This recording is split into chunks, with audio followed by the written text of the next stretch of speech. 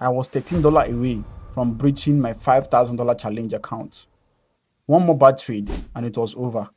But somehow I managed to turn things around and even pass the challenge in 3 weeks. Let me show you how it happened. For this challenge, if I lost 10%, I would have breached the account. And at this point, I was dangerously close. This wasn't an easy journey.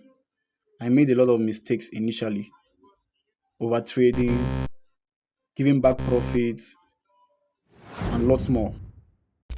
At this point, I knew something had to change. I couldn't keep trading the same way over and over again and expect a different result.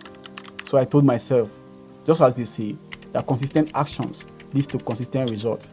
So if I wanted consistent results, I had to start taking consistent actions so I can get consistent results. And this was the turning point for me.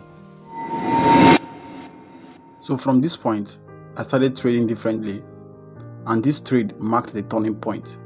This was the trade that brought my account back to life, from $13 to breaching to over $170 in profit for this particular trade. I started becoming consistent in my risk management, money management.